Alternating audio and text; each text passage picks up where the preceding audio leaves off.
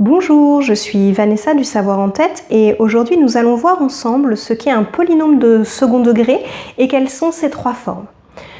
Vous connaissez déjà un certain nombre de fonctions. On peut citer par exemple la fonction linéaire f de x égale ax, qui est un cas particulier des fonctions affines, qui est f de x égale ax plus b. Le polynôme de second degré, c'est un nouveau type de fonction que vous allez pouvoir étudier de la même façon que vous étudiez les fonctions affines.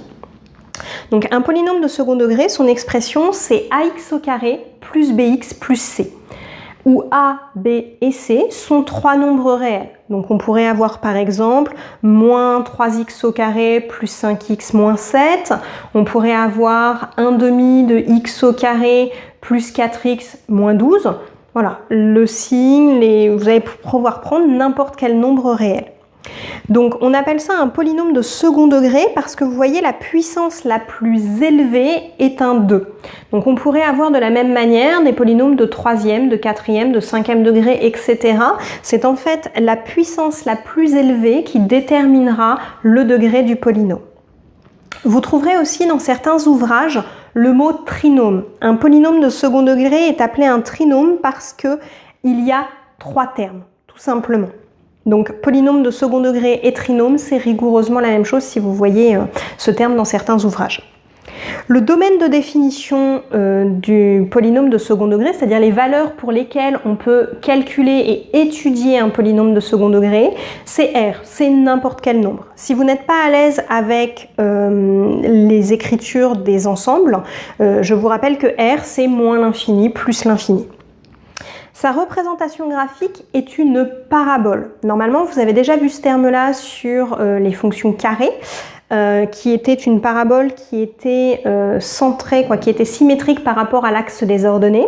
Cette fois-ci, on va garder cette même forme, mais la parabole va pouvoir être plus ou moins ouverte et pouvoir venir se placer n'importe où dans le repère. Elle va même pouvoir avoir les bras orientés vers le bas. C'est ce qu'on va voir tout de suite. Si a est supérieur à 0, donc je vous rappelle que a est le nombre qui est placé devant x au carré, c'est le facteur de x au carré. Et si a est positif, notre parabole est contente, elle a les bras orientés vers le haut. Et si a est négatif, la parabole est triste, elle a les bras orientés vers le bas. Ça nous donne ces deux tableaux de variations possibles. Si a est positif, on va être décroissant puis croissant. On retrouve ce côté content, on a un petit peu un smiley qui sourit.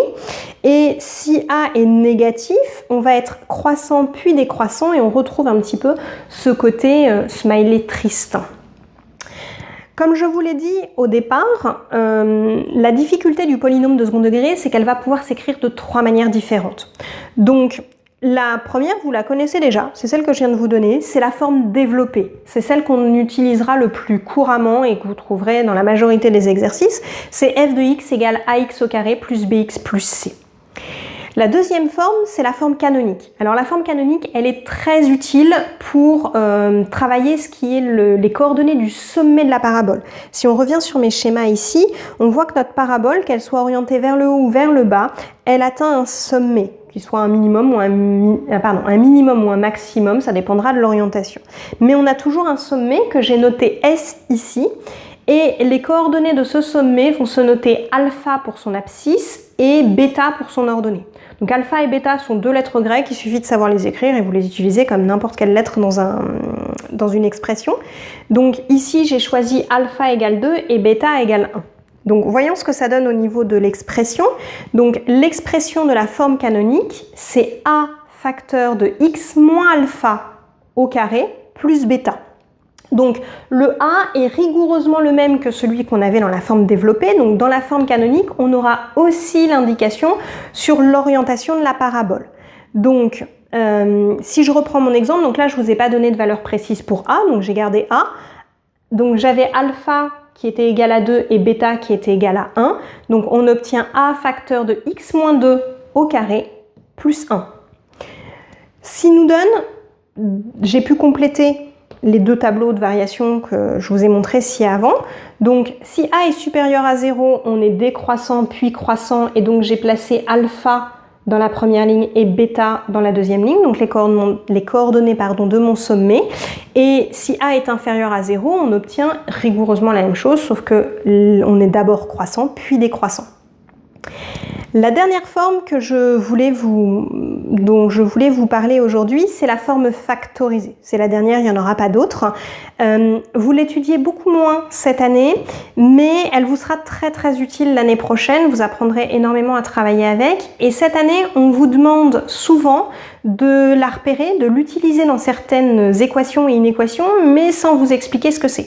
Donc moi, je vais vous donner un petit peu plus d'informations sûrement que ce que vous ont donné vos professeurs, parce que j'ai souvent du mal à utiliser quelque chose que j'ai pas compris. Et souvent c'est pareil pour mes élèves, donc je vous donne un tout petit peu plus d'informations que ce qu'il y a dans votre cours pour vous aider à mieux comprendre. J'ai refait une parabole, on voit qu'elle a les bras orientés vers le bas, ce qui voudrait dire que A est négatif. Et je suis venue placer deux valeurs particulières, x1 et x2, qui sont les abscisses des points où la parabole coupe l'axe des abscisses, c'est-à-dire l'endroit où ma fonction est égale à 0. Et du coup, j'obtiens une forme factorisée qui est A facteur de x moins x1, facteur de x moins x2, qui sont donc effectivement les valeurs que j'ai placées ici. Le petit a est toujours le même que dans la forme développée et la forme canonique, c'est-à-dire que dans chacune des formes, on peut avoir l'orientation de la parabole. Souvent, cette forme factorisée, on vous demande de l'utiliser sans trop la comprendre, entre autres pour faire des équations, f de x égale 0, parce qu'on aura une équation produit nul que vous avez appris à faire l'année dernière, donc ce sera très simple de résoudre, et de résoudre des inéquations du type f de x supérieur à 0 ou inférieur ou égal à 0. Et donc là, vous ferez des tableaux de signes que j'appelle des tableaux de signes à étage.